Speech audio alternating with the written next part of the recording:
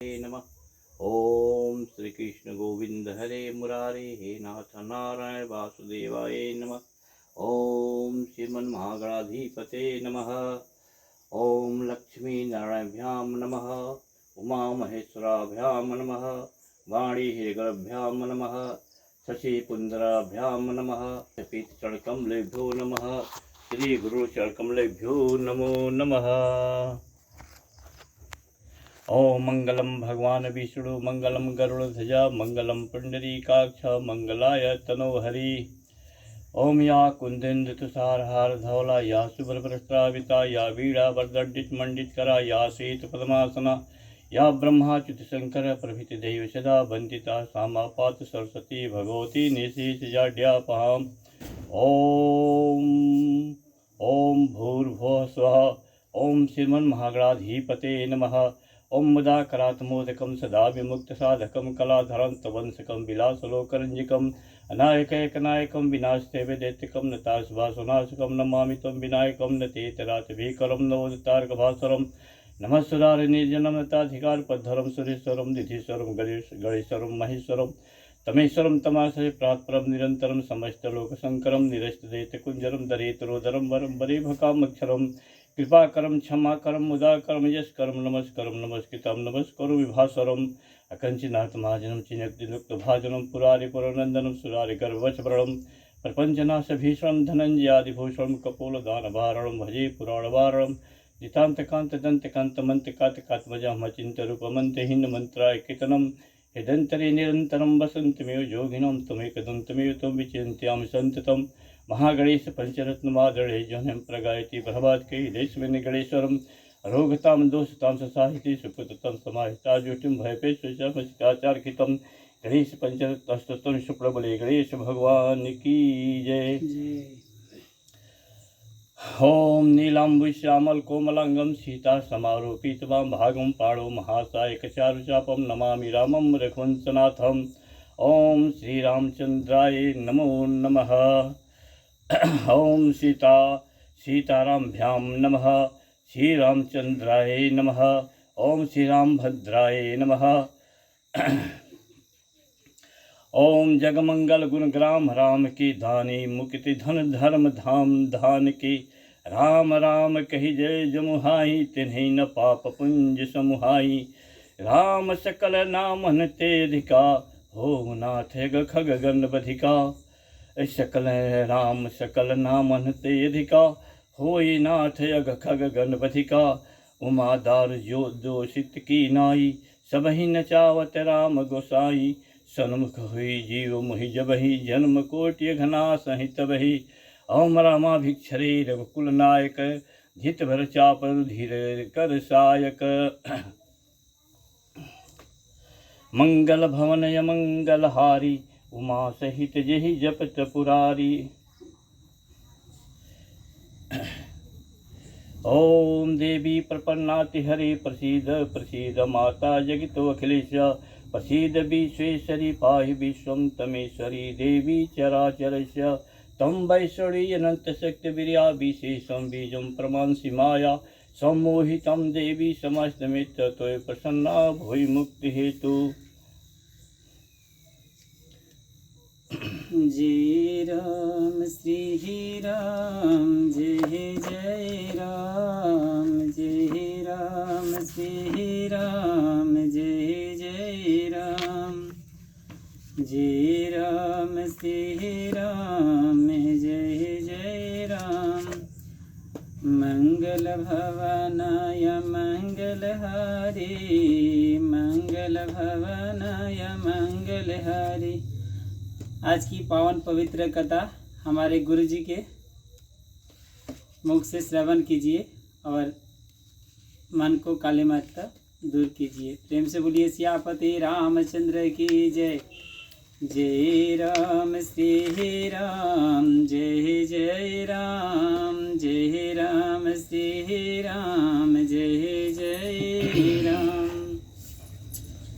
ओम अद्वितबलधामं हिमशैलावदेहं धनुजवन किसानं ज्ञानं गगणीं सकलगुणनिधानं वानराधीशं रघुपति प्रियभक्तं वातजातं नमामि। ओं श्री हनुमते नमो नमः। श्री गुरु चरण सरोज रज निज मन मुकुर सुधार वरुण रघुबर विमल जसा जो दायक फलचार बुद्धहीन तनु जानिके सुमिरो पवन कुमार बल बुद्धि विद्या देमयि हरऊ कलेश विकार सियावर रामचंद्र शंकर जी उमा जय जय सीताराम जी हरि।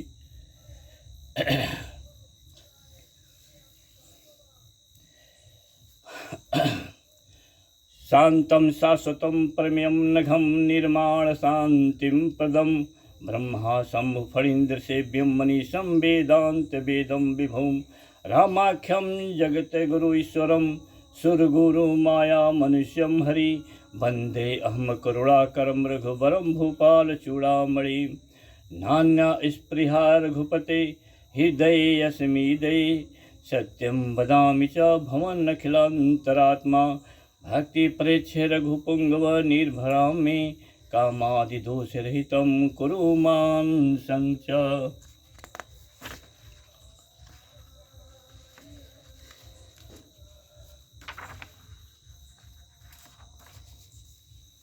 अतुलितबलधामं हेमशैलाभदेहं धनुजबन किसानं ज्ञानिनां गगनयं सकलगुणनिधानं वानराणां धीशं रघुपति प्रिय भक्तों वात जात नमामि। जामवंत के बचन सुहाए सुनि हनुमंत हृदय अति भाए तब लगी मोहि परिखेहु तुम भाई सही दुख मूल फल खाई। जब लगी आवहु सीत ही देखी हो ही काज मोहि हरस बिसेखी। यह कही नाई सब ही कहु माथा चले उहर के ही अधरि रघुनाथा। सिंधु तीर एक भूधर सुंदर कौतुक कूदि चढ़े उताऊ पर बार बार रघुबीर सम्हारी तर के उपवन तनय बल भारी। यही गिरि चरण देई हनुमंता सोगा चले सोगा पाताल तुरंता। जिमि अमोघ रघुपति करबाना एहि भांति चले हनुमाना। जलनिधि रघुपति दूत विचारी ते मैं ना कहो ही श्रमहारी।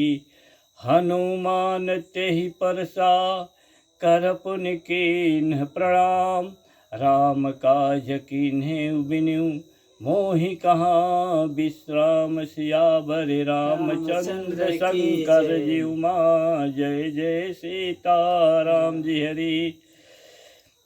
जात पवन सुत देवन देखा जाने कहु बल बुद्धि विशेषा। सुरसा नाम यहिन के माता पठैन आई कही तेहि बाता। आज सुरन मोहि दीन ही आहारा सुनत बचन कह पवन कुमारा। राम काज करि फिर मैं आऊँ सीता कई सुधि प्रभु सुनाऊँ। तब तब बदन पैठी हूँ आई सत्य कहूँ मोहि जानि दे माई। कवनिहु जतन देहि नहीं जाना ग्रससि न मोहि कहे हनुमाना। जो जन भरि तेहि बदन पसारा कपितनु कीन्ह दुगन बेतारा। सोरह जो जन मुख ते ठयऊ तुरत पवन सुत 32 भयऊ। जस जस सुरसा बदन बढ़ावा तास दून कपि रूप दिखावा। सत जो जन तेहि आनन कीन्हा यति रघुरूप पवन सुत लीन्हा। जय हरि हो। थोड़ा डिस्कस कर दिया बाबा, बुझा दिए एक एक बता के मैंने आज पढ़ लो कि ना, उसके बाद भी थोड़ा सभी को मालूम हो जाए, है ना। संक्षेप में पूरा भी बदन पैठ पुनि बाहिर आवा मांगा विदाता ही सिर नावा। मोहि सुरन जेहि लागी पठावा बुद्धि बल मरम तोर मैं पावा। राम काज तुम सब करहु तु बबल बुद्धि निधान। आशीष दी गई सो हर्ष चलु हनुमान सियावर रामचंद्र शंकर जीव माँ। जय जय सीताराम जी हरि। अब बोली का कहते हम तनी डिस्कस कर दे बुझा दो।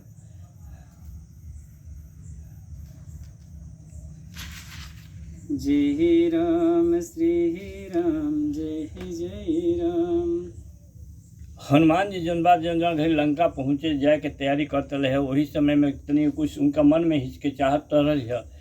यही समय में जौन बात जामवंत जी के कहले कि हनुमान तू जौन बात अतुलित बल के धाम हव, पहाड़ नियर शरीर ले बनाव और ज्ञानी में तू अग्रणी हव, सकल के गुण के निधान हव और बानर में जौन बात राजा के समान भी बाड़ा, भगवान के अति प्रिय भक्त बाड़ा। हे हनुमान अब तुम जा लंका जाए खातिर तैयारी कर, माता सीता के खोज करे खातिर। अतना बात जब जामवंत के सुनले है, जामवंत जौन बात ब्रह्मा जी के मानस पुत्र रहे है, वो जौन बा जब उनका बात हनुमान जी सुनले है तब जौन बात उनका मन में बहुत प्रसन्न भइल है। और तब जौन बा हनुमान जी सबके हनुमान जी के जौन बात हनुमान जी जामवंत के हृदय से लगा ले है। और जौन बात कहले कि भाई जब तक ले हम ना आए तब तक ले हमारा के बल के जौन बात हमारा समय के इंतजार कर लिहो, समय के परखी हलो आ यही बीच में जौन बात तहलो कंद मूल फूल खई हलो। अतना बात सुन करके कहले कि जब हम सीता जी के देख के आई तब जान जी है कि हमार काज जौन बात सफल हो गई बाटे। ये बात कह करके हनुमान जी जौन बात वजह से चल दिले है, भगवान के हृदय में धारण कर ले है। सिंधु के किनारे जा कर करके एगो पहाड़ जैसा सुंदर शरीर बनौले है और उजा जौन बात एगो पर्वत रहा, वो पर्वत पर चढ़ कर करके जौन बात पल भर में जौन बात पर्वत पर पहुँच गए हैं। और जा करके ये तमाशा देख करके जौन बात सब लोग के मन में ये हो गए है कि भाई अब हनुमान जी जौन बात अब लंका जी हैं। और बार बार जौन बात भगवान के हृदय में धारण करके चल रहे, तब जौन बात भगवान उनका के जौन बात नाम के महिमा के प्रताप से जौन बात हनुमान जी जौन बात उजा शरीर के जौन बात अपन सीधा बल के समान एकदम विराट रूप धारण कर ले है, लेके जौन बात पवन के समान जौन बात वैसे चल दिले है। और जा करके अब जैसे जाके तैयारी करे तो कहले कि भाई अब तो समुंदर में बीच में जौन बात पहाड़ बड़े, उनका के जौन बात अपना चरण से जौन बात अंगूठा से दाब दे रहे से जौन बात हनुमान पर्वत जौन बात पताल लोग के चली गए है। ये प्रकार से हनुमान जी जौन बात वजह से चल रहे हैं, जाना प्रकार से धनुष से जौन बात निकल करके बाण जा रहा वही प्रकार से हनुमान जी जौन बात भगवान के ध्यान दे करके चल दिले है। तब समुंदर जौन बात अपन विचार के लिए कि भाई भगवान के दूत हो निकल कुछ सहायता करे के चाहिए। तब जौन बात मैनाक पर्वत के भेजले है, कहले कि हे मैनाक तू बीच में जा करके कहिए कि कुछ देर विश्राम कर, तब जौन बात तू आगे बढ़ी है। तब कहले कि हनुमान ते ही परसा करी पुनि किन्ह प्रणाम। हनुमान जी जौन बात मैनाक पर्वत के छुअले है, उनका के प्रणाम कहले है। कहले है कि भाई सुनो, बिना भगवान के काम कैले जौन बात हमरा के आराम नहीं खे। ए प्रकार से जौन बात कह के उनका के संतावना दिले है।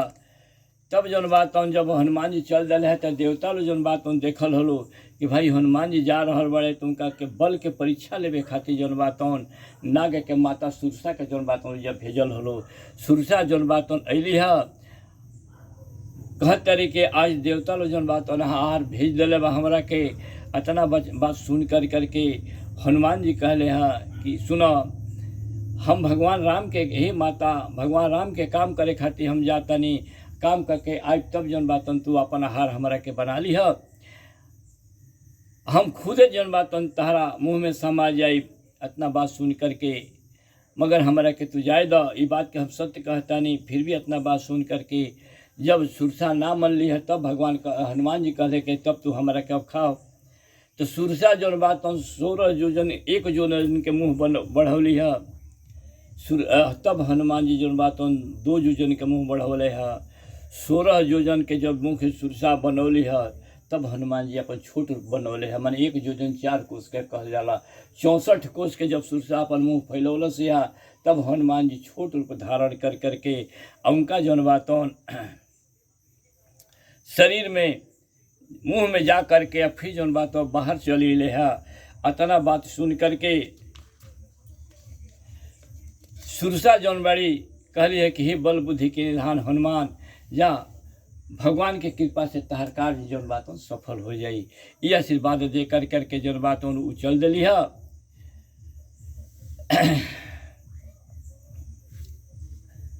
तब हनुमान जी जौन बात जब चल रहा तब बीच में जौन बात कि निश्चर एक सिंधु महराही करि माया नभ के खग गई, जीव जंतु जे गगन उड़ाही जल बिलो की तिनके परिछाही।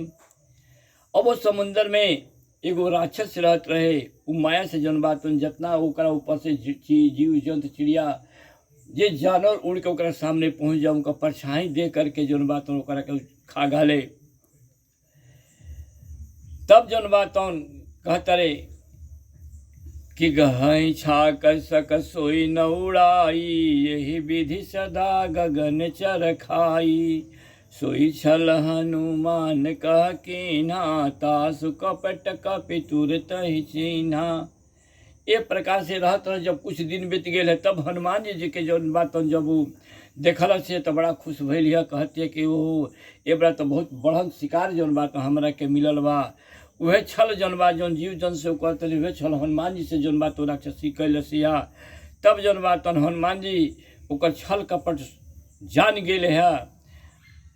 तब जब जानला के बाद का केले है कि ताही मारी मार तसुत बेरा, बारिधि पार गय मत धीरा।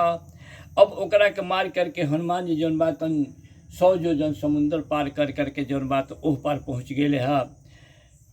तहाँ जाई देखी बन शोभा, गुंजत चंचरी कमधुलोभा। उजा हनुमान जी जौन बात लंका के समुद्र के किनारे की शोभा देख कर करके ओजा जौन बात चकित रह गए है कि नाना प्रकार के फूल फल पेड़ पौधा इत्यादि चिड़िया चुंग सब लोग जौन बात ओजा बैठ के जौन बात अपन देख रहा बा। खगमृग वृंद देख मन भाई। ओजा के जौन बात हिरन जीव जंत चिड़िया चुरुंग देख कर करके हनुमान जी के मन में जौन बात बड़ा खुश भइले है कि शैल विशाल देखिए कयागे, तापर धाई चढ़े भय त्यागे। अब वो देखला के बाद हनुमान जी जब नजर घुमौले तो देखत रहे कि एगो पहाड़ जौन बा ओजा खड़ा बाटे। वो पहाड़ पर जौन बात बिना भय के जौन बात हनुमान जी चल डले है ओजा। तब जौन बात शंकर भगवान पार्वती से कहत रहे कि हे उमा, हे पार्वती, कि उमा न कछु कपि के अधिकाई, प्रभु प्रताप जो काल ही खाई। शंकर जी पार्वती से कहते रहे कि हे देवी देखा एकरा में हनुमान के कोनो एथी नहीं खे। ये सब भगवान की कृपा बा, उनका नाम के महिमा बा कि जौन बात हनुमान जी जौन बात एक प्रकार से कि हनुमान जी के जौन बात काल भी ना खा सकेला आदमी के चढ़ावे। तो कहते रहे कि गिरी पर चढ़ी लंका ते ही देखी, कहीं न जाई अति दुर्ग विशेखी। उस पहाड़ पर हनुमान जी चढ़ करके लंका के देखले है। ओकर सुंदरता देख करके परकोटा देख करके जौन बात कहते रहे कि एकर बड़ाई हमनी से हमरा से ना कल जा सकेला। एक प्रकार से जौन बात कहते रहे कि अति उतंग जल निधि चहुपासा, कनक कोट कर परम प्रकाशा। समुद्र के चारों तरफ जौन बात सोना के परकोट हो जा लग रहा है, चाहे दीवारी रहल है। एकरा के देख करके जौन बात हनुमान जी वो पहाड़े पर से देख करके जौन बात मन में विचार करते रहे आ देखत रहे कि कनक कोट विचित्र मणिकृत मुनि मणिकृत सुंदर यतना घना, चौहट हट सुबट बीती चारिपुर बहु विधि बना। गजबाज खचर निकर पद चर रत बरूथन को गने, बहुरूपन नारायण बहुरूप निश्चर जूथयति बल से न बरनत नहीं बने। अब वो सोना के परकोट, जहाँ मान ली कि सोने के महल होके, सोना के परकोटा होके, छत दिवाली होके, और ओकरा पर जौन बात देख करके अनेक प्रकार के जौन बात या मड़ी के जौन बात जुगाड़ बना करके ओकरा के सजावल बाटे। ई देख करके हनुमान जी जौन बात देखले हैं। जब ओकरा अंदर जब बात जौन बा देखत रहे वो घर में जौन बात घर चौराहा बाजार गली नगर चारू से जौन बात सजा दिहल गल बा। हाथी घोड़ा खच्चर ये सब जौन बात पैदल जौन बात रथ जौन बात ओकर गिनती के कल जा सकेला। अतला ओजा जौन बात व्यवस्था रहल है। लंका में अनेक रूप के राक्षस रहे है। ओकर अत्यंत बलशाली सेना की जौन बात तुलसीदास जी कहते हैं कि वर्णन कैसे हो सकेला। कहते रहे कि बन बाग उपवन बाटिका सरकूप बापी सोहई नर नाग असुर गंधर्व कन्या रूप मुनि मन मोहई। ओ बगीचा की उपवन के बगीचा के फुलवाड़ी के तालाब कुआं बावली अतना सुंदर रहला कि मनुष्य नाग देवता गंधर्व कन्या अपन जौन बात सुंदर रूप धारण कर करके मुनि के मन के मोह लेवे वाली ओह जगह रहल है। कि कहु माल देह विशाल शैल समान यति बलगर जही नाना यखार न भी रही बहु विधि एक एकन तर जही। वो जौन बातन पहाड़ के समान राक्षस शरीर वाला जौन बातन अपने में जौन बातन शरीर के पहलवान जौन मल पहलवान होला युद्ध करे लो। वो जौन बा मल पहलवान जौन बात आपस में गरज रहल बालो। अखाड़ा में जौन बात ओकरा के लड़ी रहल बालो। आ एक दूसरे के जौन बात ललकार रहल बालो कि हम बरिया तो हम बली बानी आवा हमारा संगे युद्ध का लड़। तो कहते रहे तुलसीदास जी की करी जतन भटकोट विकट तन नगर चहु दिशि रक्षही। कहीं मही समानुष धेनु खर यज खल निशाचर भक्षही। यही लागी तुलसीदास इनकी कथा कछु ये कहे कही। रघुबीर सर तीरथ शरीरन त्यागी गति पहियन सही।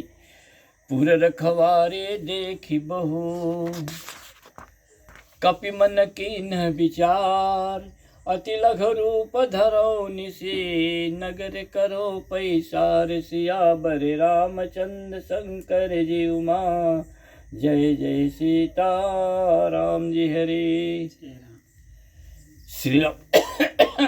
एक प्रकार से भयंकर से के जौन बातों राक्षस से देख करके या राक्षस जौन बातों कहीं गधा खाता रहे कहीं आदमी के पकड़ के खाता रहे जहे बात वही जौन बातों एक दूसरा के जौन बातों जे जगह से बलवान बा के जौन बातों खुद अपने में जौन बातों भक्षण कर रहल बड़े।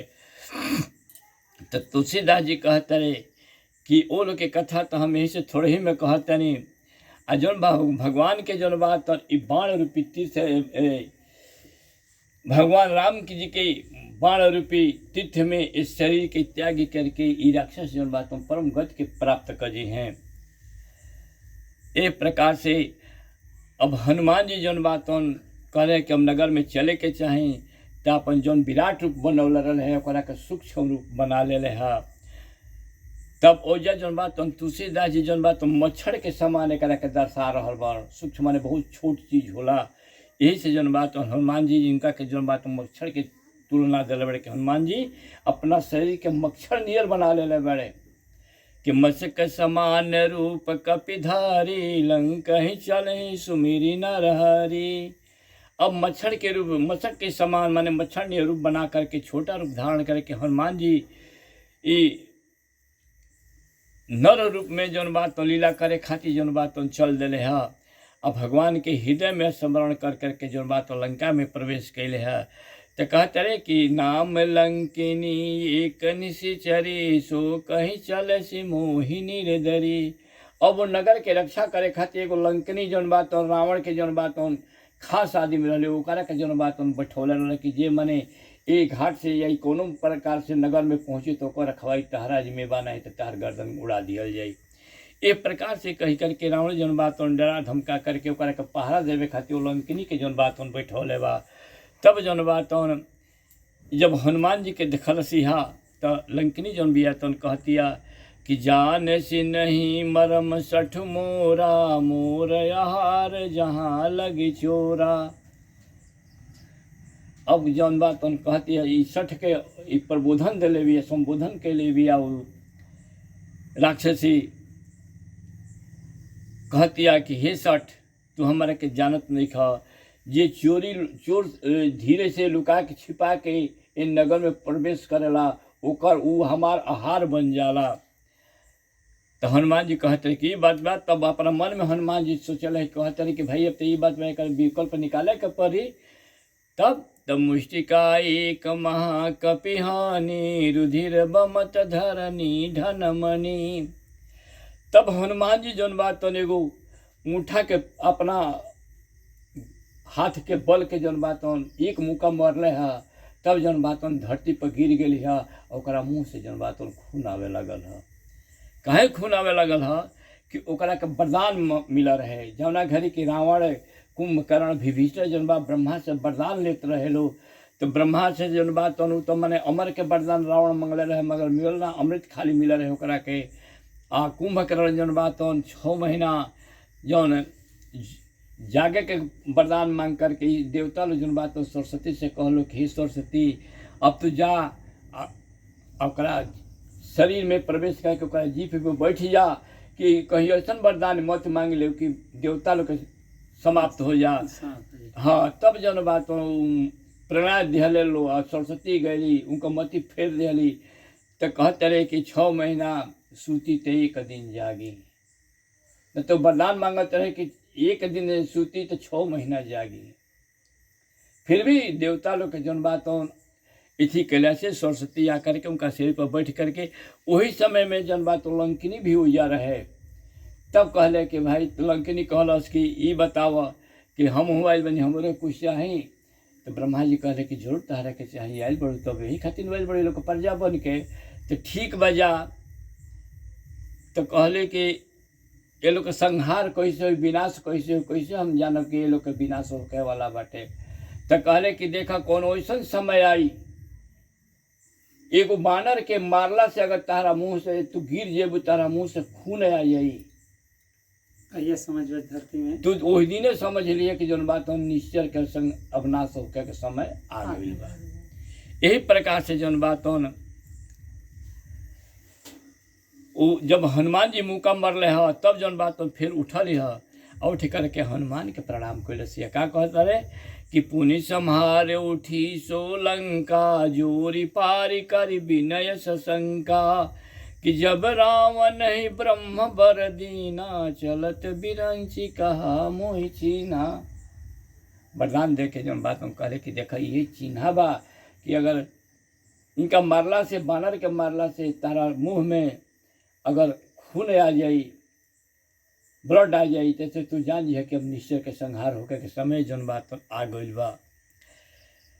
कि बिकल हो हिते कपि के मारे, तब जानस निश्चर संहारे। कि तात मोर यति पुण्य बहुता, देखौ नैन राम कर दूता। उ जौन बा उ लंकिनी जौन बिया तो कहती है कि जे चोर होला वो हमारा हार होला।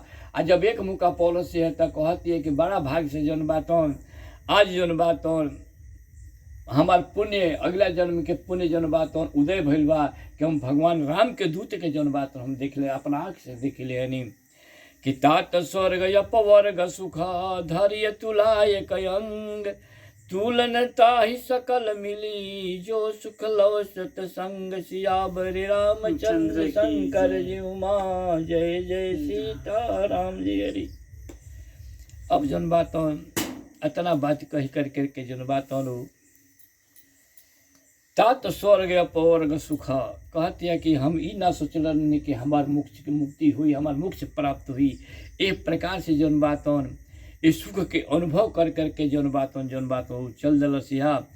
और तुलसीदास जी कहते रहे कि देखा ये सब भगवान की कृपा है, सत्संग के महिमा है कि क्षण भर के संगत के वजह से आधा घंटा हो गया।